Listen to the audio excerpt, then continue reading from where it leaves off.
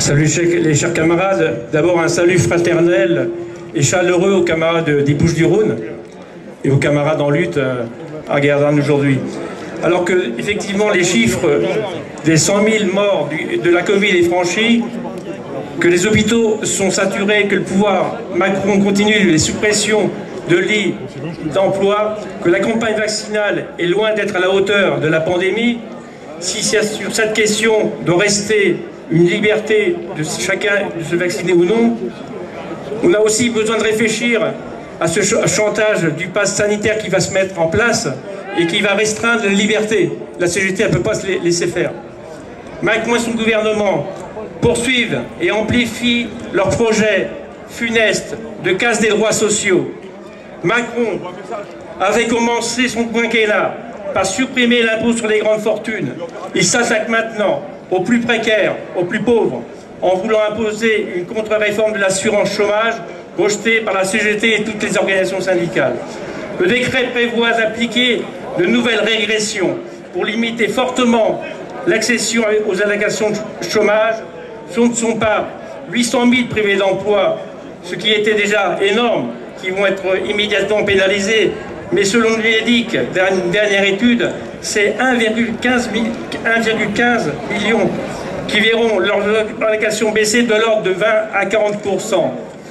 À la veille d'échéances électorales, s'attaquer aux plus précaires d'entre nous devrait susciter dans nos rangs une réaction d'action offensive pour faire retirer cette réforme scandaleuse de l'assurance chômage. Macron, en beau serviteur du capital, n'a pas d'état d'âme. La seule chose qui lui importe, c'est que ses copains du CAC 40 et de la finance, ces parasites, continuent de s'enrichir pendant la crise du Covid. Ainsi, comme le révèle la version française du magazine Forbes, 4 nouveaux milliardaires français font leur entrée au club dont le PDG français des laboratoires Moderna.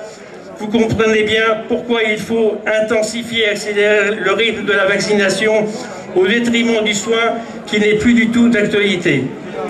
Alors que des progrès ont été faits sur ces sujets.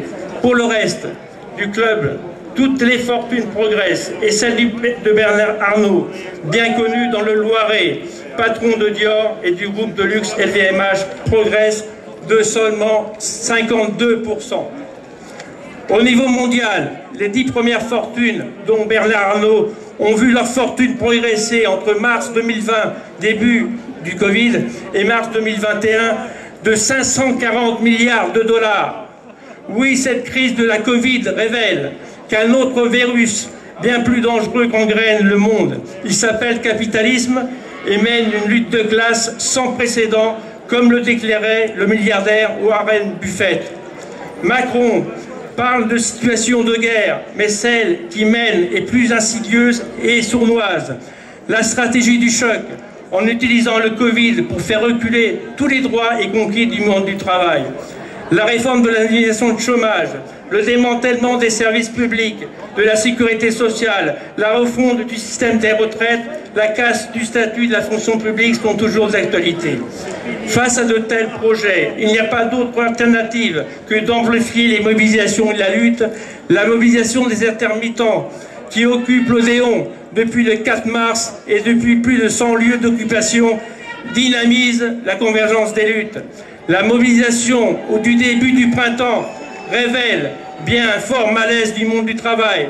Ce sont aussi les retraités le 31 mars qui manifestaient pour l'augmentation des pensions et surtout aussi la suppression de la CSG. Nous avons, sur Orléans, occupé Pôle emploi le 2 avril avec les intermittents, 350 manifestants dans les rues et donc les CRS nous ont évidemment évacués. Une action pour s'opposer au décret de l'assurance chômage. Ce sont les convergences qui se tissent entre les professions, comme l'a montré la journée de mobilisation du 8 avril. 500 manifestations à Orléans, avec les travailleurs de l'énergie en lutte depuis des mois et des mois contre le projet de privatisation d'Hercule, au moment où l'on célèbre les 75 ans du service public et du statut d'EDF. Les personnels de l'éducation, de la santé publique, le personnel des collectivités territoriales pour la défense des services publics et les intermittents du spectacle et de la culture. Cette convergence et cette combativité souligne le recul de la résignation et le besoin d'agir tous ensemble pour imposer une autre logique, un monde meilleur. Nous avons, dans le Loiret, créé un collectif appelé « Pour les jours heureux », qui regroupe les forces syndicales et les partis progressistes anticapitalistes. Cette dynamique de lutte qui s'est concrétisée le 1er mai avec des milliers de manifestants dans tous les départements doit nous encourager à poursuivre les convergences entre toutes les professions. Nous ne pouvons rester l'arme au pied. Depuis mars 2020, 767 plans de licenciement sont en cours au plan national, 86 000 sur rupture conventionnelle, 3 fois plus qu'en 2019. Il y a besoin d'agir contre les licenciements et de travailler cette question pour une nouvelle journée interprofessionnelle de grève et de manifestation nationale pour l'emploi, le travail, le droit au travail. Cette bataille doit être essentielle pour sauvegarder l'activité industrielle et il y a vraiment urgence. Dans le Loiret, la lutte a permis de sauvegarder Duralex, une entreprise de renom international du verre trempé. Plus de 150 emplois sauvegardés et les camarades ont obtenu 20 CDI. Donc c'est de l'emploi en plus pour aussi améliorer les conditions de travail. À Hutchinson, entreprise sous-traitante de Total, après une semaine de grève, d'ateliers flexibles, a gagné les travailleurs sociaux en grève et ils ont obtenu l'annulation de la délocalisation de la production et ils ont maintenu à Chalette 80 emplois. La lutte paye. Ensemble, nous sommes la force. C'est nous qui produisons les richesses, c'est nous qui sommes indispensables.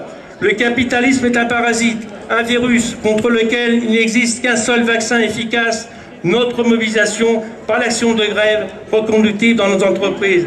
Non. Depuis sa création, il y a plus de 126 ans, la CGT a inscrit la lutte des classes et la transformation de la société dans ses statuts.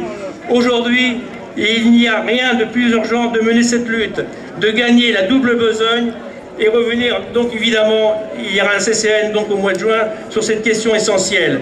Gagner les revendications particulières dans l'entreprise et gagner les convergences d'intérêts entre tous les salariés pour changer de société.